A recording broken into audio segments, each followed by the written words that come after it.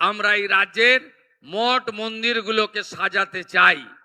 আমরা আমাদের এই যে ধর্মীয় তীর্থক্ষেত্রগুলি রয়েছে তাকে সাজানোরও বড় পরিকল্পনা আপনারা আগামী দিনে দেখতে পাবেন।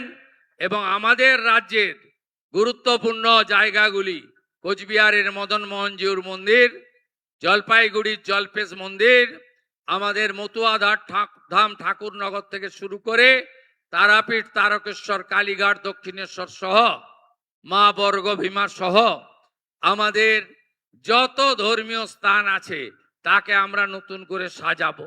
আপনারা জানেন দীঘাতে বিগত সরকার খাতায় কলমে একটি কালচারাল সেন্টার করেছিল। সেই কালচারাল সেন্টারে আমাদের সনাতন সংস্কৃতিতে 4 ধাম আছে, যার মধ্যে পুরী ধাম অন্যতম। ধাম শব্দকে আমরা সরিয়ে দিয়েছি। আমরা ওটার যে প্রকৃত নাম অর্থাৎ শ্রী শ্রী জগন্নাথ কালচারাল সেন্টার, ওই নামে সেটাকে আমরা স্বীকৃতি দিয়েছি। কিন্তু ওই ক্যাম্পাসের মধ্যে প্রভু জগন্নাথ দেবের যেখানে পুজো হয় সেই জায়গাটুকু মন্দির হিসাবে তার আমাদের যে সংস্কৃতি রয়েছে সেই সংস্কৃতি মেনে পবিত্রতার সঙ্গে পূজা পাঠ প্রসাদ হবে, সেটাও আমরা সিদ্ধান্তের মধ্যে রেখেছি। তাই বলতে গেলে অনেক সময় লাগবে। ঘরমাক্ত পরিবেশ, আপনারা জনকল্যাণ শিবিরের সুযোগ নিতে চান, আমি আপনাদের কাছে বিনীতভাবে বলবো সুযোগ আপনারা নিন। প্রান্তিক মানুষ যারা ইলেকট্রিকের বিল দিতে পাচ্ছেন না তারা প্রধানমন্ত্রী সূর্য ঘরের সুবিধা নিন।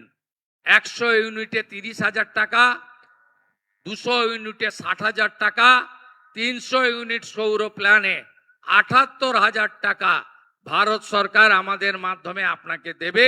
সোলার প্লেট লাগান, ইলেকট্রিকের বিল আর আপনার কাছে আসবে না।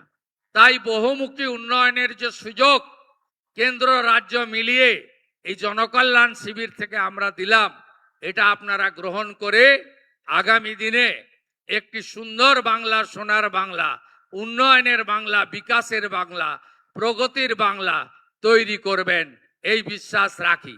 নন্দীগ্রাম কেন্দ্রিক একাধিক উন্নয়নের কাজ আমরা নিচ্ছি।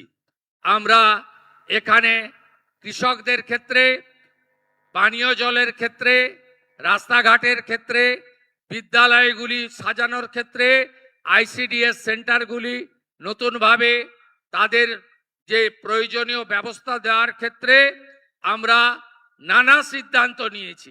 নন্দীগ্রামের মানুষকে রেলে চড়ানোর জন্য জেলা শাসককে নির্দেশ দেওয়া হয়েছে।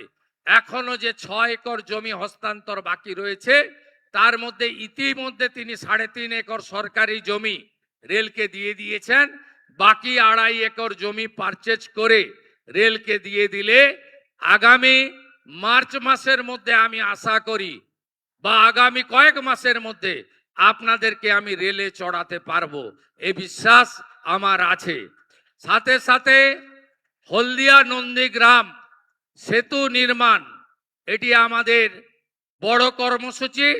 ফোল্ডার সেতু আমরা করব যাতে জাহাজ চলাচলে কোনো অসুবিধা না হয়। এর বাইরেও এইচটি ক্যানেল সংস্কার সহ কাঠের ব্রিজগুলোকে পাকা ব্রিজে পরিণত করা, হলদিয়া উন্নয়ন পর্ষদের একাধিক উন্নয়নমূলক কাজ ইতিমধ্যে অনুমোদিত হয়েছে। আমরা আপনাদেরকে যে আশা স্বপ্ন নিয়ে এই সরকারকে আপনারা এনেছেন, আমাকে জিতিয়েছেন, আমি সেই স্বপ্ন আপনাদের পূরণ করব।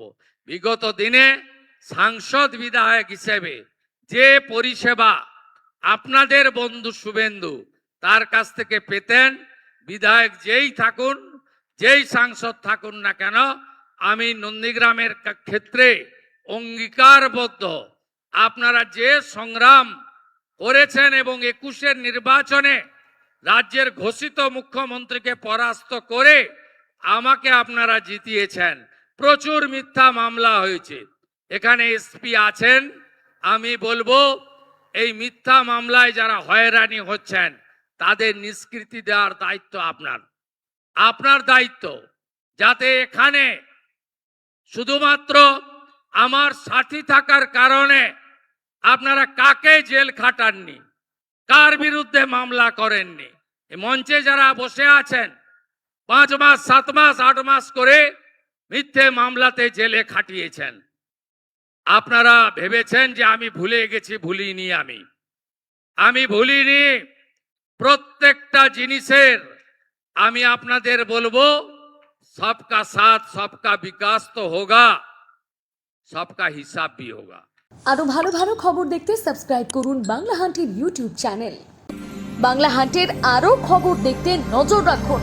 বাংলা খবর মানেই বাংলা হান্ট।